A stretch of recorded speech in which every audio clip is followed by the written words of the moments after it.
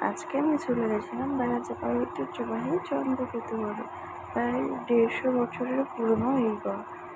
তো দেখো, বিকালে এক পড়ন্ত সময় আমরা গেছিলাম। বেশ ভালো লাগছিল চারিদিকটা। গড়টা না খুবই সুন্দর। আমার তো খুবই পছন্দ হয়েছিল। আমি, কাকিমা, ভাই, আমরা 3জন বেরিয়েছিলাম। তো পরেই ঢুকতে দেখি সব বসে আছে চারিদিকে। ওখানে বসে কিছুটা টাইম এক্সপ্লোর করে আপনারা চলে আসতে পারেন। কিছু টাইমের জন্য ওখানে যেতে পারেন একটু ঘুরে আসার জন্য।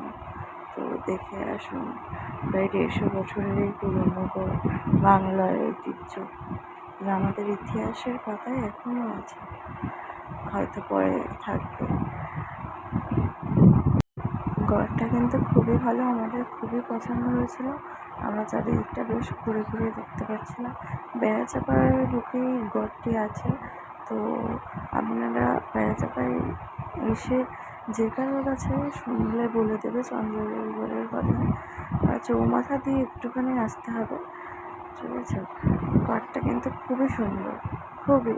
আমার তো খুবই পছন্দ হয়েছিল। আর কাকিমাকে বারবার বলছিলাম, দেখো এখানে ইটগুলো না কেমন ছোট ছোট। এই কাকিমা বলছিল এগুলো পুরোনো ইটগুলো এখন ছোট ছোট হয়। তো দেখো চারিদিকটা তোমরা ঘুরে দেখো। আমরা বলে জেনে এসেছি যে মহারাজারা যারা এখানে থাকতো, তাদের বাড়িঘর সব মাটির নিচে আছে। তো কাকিমা বলছে যে জায়গাটা সত্যি খুবই সুন্দর। আমি বললাম জানি, আমি এখানে আগেও এসেছি। কাকিমাকে বলছিলাম, দেখো ইটগুলো কি ছোট ছোট, তোমরা